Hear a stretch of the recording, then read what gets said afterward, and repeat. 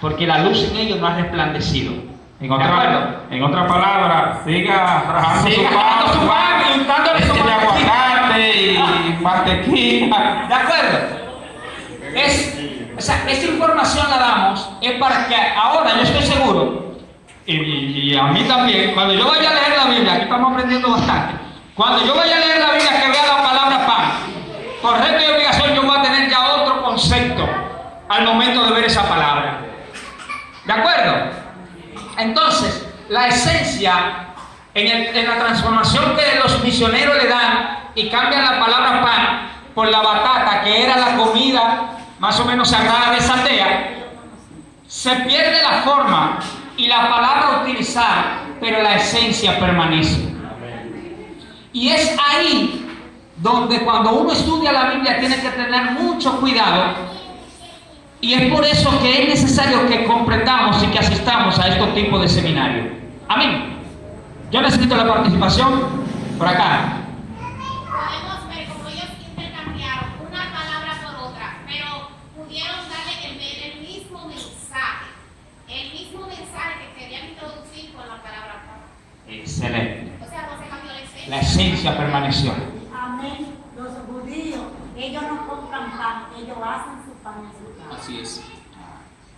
Buen dato. ¿Quién más? ¿Alguna pregunta sobre el tema? Nuestro hermano Gerardo.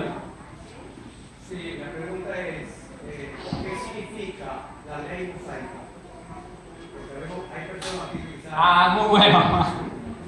Muy bueno. Nuestro hermano Pastor Juan, que significa la ley mosaica, que yo mencioné. Sí, para que ella entienda. Las leyes mosaicas fueron las leyes, fueron aproximadamente más de 600, ¿verdad? Por ahí. Fueron las leyes que Dios le dio a los hebreos, eran las leyes que los regían a ellos como pueblo judío. Entonces, se le definió ley mosaica porque el que Dios utilizó fue a Moisés pero tiene que ver con lo que es la parte ritual de todo. Por eso vemos, por ejemplo, si leemos cuando Jesús le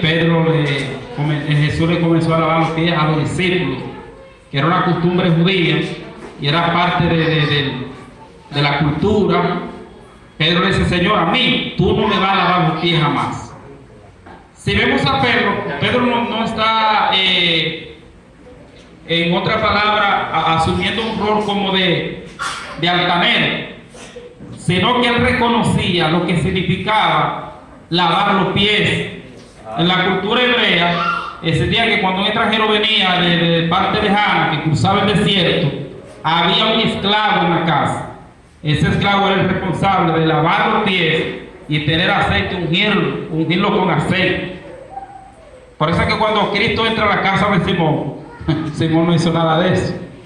Pero cuando viene María Magdalena, que le lavó los pies con perfume, era porque existía esa cultura y existía esa costumbre en el pueblo judío. Ok, exactamente. En ese mismo tenor, la ley mosaica, no sé si recuerdan cuando yo le hablaba de quién era Jacob, de dónde vino Jacob, y que a Jacob le cambiaron el nombre por Israel. ¿Se recuerdan? ¿Cuándo estuvieron cuando estábamos enseñando eso? Ok, amén. Y le decíamos que Abraham, a quien se le da la promesa, tuvo como hijo ¿a quién? A Isaac. Isaac tuvo a Jacob, y a Jacob es quien le cambian el nombre y le ponen Israel. Ese Israel él tiene 12 hijos, son las 12 tribus de Israel. Cuando salen de Egipto, en el monte Sinaí, Dios le establece le da los 10 mandamientos y comienza, es un pacto con ese pueblo. Y a ese pacto es el que me refiero. Cuando Jesucristo viene, entonces hace un nuevo pacto. Pero el pueblo de los judíos, que es el mismo Israel de esa época, que aún sigue en pie, recuerdan que yo les decía que el milagro más extraordinario y más palpable que hay es la existencia aún de los israelitas. ¿Verdad? ¿Recuerdan que le decía eso? Que eso es indiscutible, que es el mayor de los milagros, visible, tangible, es ese. Y esos israelitas, a pesar de que todas las potencias que ha tenido la historia de la humanidad han querido aniquilarlo, ¿te acuerdas de esa escuela bíblica? Aún no han podido ni podrán, porque es el pueblo de Dios. Entonces, Ese pacto que Dios hace con él, con ese pueblo en el monte Sinaí, es cambiado o es culminado con la venida de Cristo. Pero el pueblo de Israel, los judíos, siguen todavía con todas esas costumbres que estábamos mencionando, porque ellos aún no han despertado a la verdad. Siguiendo con lo que decía el varón, las leyes mosaicas, su nombre lo indica, son leyes dadas a Moisés. Mira, comienza en el capítulo 9 del libro de Levítico, y aquí podemos encontrar un sinnúmero de leyes establecidas por Dios a través de Moisés. De hecho, hay leyes acá sanitarias,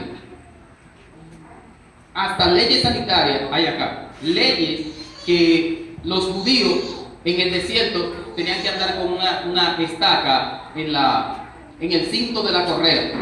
Escuche eso, en el cinto de la correa tenían que andar con una estaca, porque el judío, cuando iba a hacer caca, no podía dejarla al aire libre, porque era un foco de contaminación y era inmundicia delante del pueblo. O sea, todo el que pisaba él quedaba inmundo. Ellos tenían que con su estaca hacer una pequeña cueva, defecar allí y luego taparla. Por eso todos los judíos andaban con una pequeña estaca, ¿sí?, en el cinto de la correa. Todo. Aquí hay leyes sanitarias, leyes que cuando un hombre tenía sueños raros y vertía el semen, quedaba inmundo.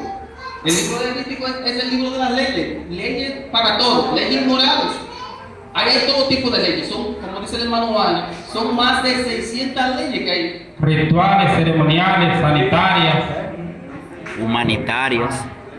¿Alguna otra pregunta sobre la enseñanza sobre el pan y la diferencia y la esencia que no se pierde al cambiarlo por otra palabra, según lo que estaba narrando Jensi? ¿Aprendieron? Entonces vamos a seguir ahora con la parte que Juan introdujo, que es muy interesante. Sí, analizando el texto y el contexto, es bueno saber que en la Biblia hay palabras que tienen varios significados, y tener solo un significado de esa palabra puede conllevar a tener una falsa doctrina. Y le puse el ejemplo: hay cristianos que no son sociables, que no se relacionan con nadie, que tienen como enemigo al que le queda atrás, que le queda adelante, al que le queda al frente, al que le queda por todos los lados, porque ellos entienden que son cristianos y que el vecino es mundano, como le dicen, no es cristiano, y no comparte con nadie, porque la Biblia dice que no podemos amar al mundo ni las cosas que están en el mundo. Entonces, entrar y tener esa creencia, eso conlleva a tener una falsa doctrina. Le pongo por ejemplo, hay varias palabras. Por ejemplo, la palabra mundo en la Biblia tiene una relación tiene varios significados. La palabra mundo usted lo va a ver como toda la esfera, el globo con todo su componente, los recursos naturales, recursos tierra, los seres humanos, eso es mundo. Pero también en la Biblia la palabra mundo tiene que ver con los seres humanos, con las personas, ¿verdad? Pero también la palabra mundo en la Biblia tiene que ver con la costumbre, con la cultura, con el comportamiento humano en X área de la Biblia. Eso es la palabra mundo. Y cuando la Biblia dice que no amemos al mundo, no es el mundo como persona, sino el mundo como sistema. El sistema mundano no tiene ninguna relación con el sistema del cristiano. Es ese sistema que no podemos amar, el sistema. Pero a las personas hay que amarlo. Amén. Al esposo que no es cristiano hay que amarlo.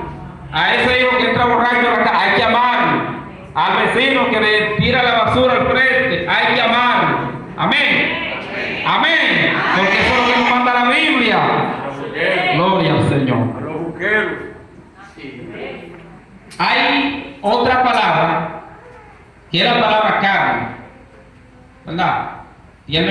La palabra carne tiene varios significados. Por ejemplo, el apóstol Pablo nos recomienda a que no debemos andar en los deseos de la carne.